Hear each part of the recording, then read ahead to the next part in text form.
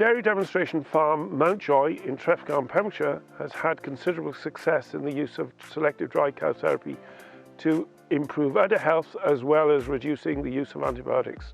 Let's see the steps and measures in management Will Hannah and his team have undertaken to help them to use selective dry cow therapy successfully. Yeah, so in the lead up to drying off, we do a last milk recording, say a month before dry off, and that gives us then the cell counts of all the cows. And off that then we use that data to dry off cows which have high cell counts, which we want to give an antibiotic treatment to. So say, yeah, this year for instance, we've dried off 42 cows that had cells above 250 parts per million. By doing that before dry off, it means that when we actually come to drying off today, all we have to do is do the sealant treatment. We dried off 38 cows out of the herd, which was a very similar number. The herd total number was similar, and this year we've done 42, so this year is marginally up on last year. I think actually the herd might be slightly smaller this year, so last year worked out 11% had antibiotic treatment, and this year will work out 12.5% will have antibiotic treatment. It's interesting because actually this year, over the year, we've run an average of 120 cells, whereas last year we ran at 145. So this year looks better, and then we came to that final recording and it just seemed that there was a few more cows who were just a bit higher.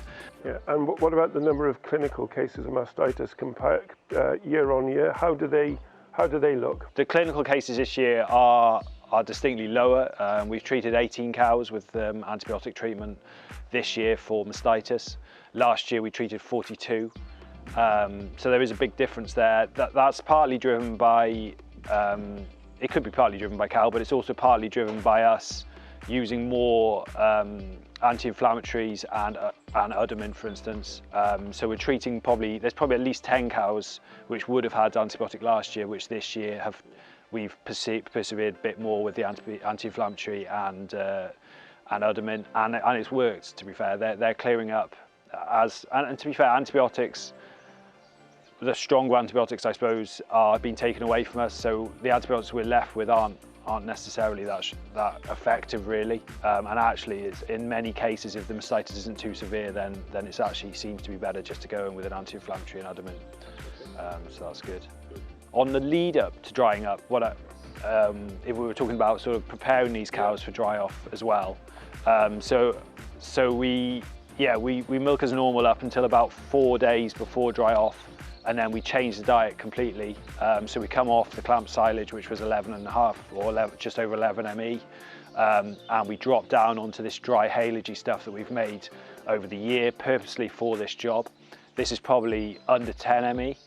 And it's much drier, much more fibrous. It dries the cows up, as in their dung becomes much stiffer, and they actually clean up as well when they're on it as well, because there's less splashing of dirt and stuff. When it comes to towards drying off, what volume of milk are these cows yielding prior to you feeding, your haylage, as it were, compared to the silage that you were feeding previously? Yeah, so as we've come up to dry off, prior to that, they would be, this year I think they were doing sort of 13.5 litres, on about 3.5 kilos of concentrate, and on the clamp silage. Yeah. Obviously it's quite high solids at this time of year, but the litres are lower. And then as soon as we drop it down to the haylage diet, and we drop the concentrates down to about 1 kilo, then we'll drop that down to about 7 or 8 litres. So it's significant. It's almost halves the yield in those 3 or 4 days. Do you have a policy of milking the cows still twice a day, or do you drop to a once a day? Yeah, no. As some people do. Yeah, we do stay twice a day. It just suits the farm and the staff setup and stuff like that to stay twice a day. But just dropping that milk yield by that much is, it's not such a big jump then for cows. Once we give them sealant, I think it definitely helps. With milk leakage, we see less milk leakage after dry off. It just sets the right environment for the sealant. I mean, I suppose this year we have run, as I say, we've only done it for 4 days or 3.5 days possibly on that size diet, because as soon as you do it, you're going to drop the milk. So, what other criteria do you adopt when it comes to drying off cows with antibiotics? Yeah, so we We select cows over the year which have had, so any cow which has had 2 cases of mastitis will get an antibiotic tube, and any cows with teat end damage or warts on teat ends, they also will get a double tube. So all the cows we treat with antibiotic also get the sealant as well, so they all get double tubed, and then today, and that's prior to dry off, and then today we'll do the lot. We certainly monitor the weather forecast leading up to dry off and make sure that we pick a dry day, because I think, yeah, water is one of the worst things. If you've got a lot of dampness about, that's one of the worst things for getting infections into udders. We dry off in the middle of the day, because we used to always dry off in the morning, and we just found cows, after they've been sleeping in the beds overnight, they just are a bit dirtier on their udders. Even though we were wiping and cleaning them, we just found there was a little bit more dirt, whereas we then tried it, so we've milked them as normal this morning, and then we're going to dry them off starting around 12 o'clock. And we just find that around that time, when we got them in on a dry day around 12 o'clock, the cows don't have much milk on them, maybe only a couple of litres that we take off them, and they are just that much cleaner. So that's easier to handle. Yeah, that's why we do it then. And it gives us, we just do it over the chunk of the day, then it'll take us 4 or 5 hours.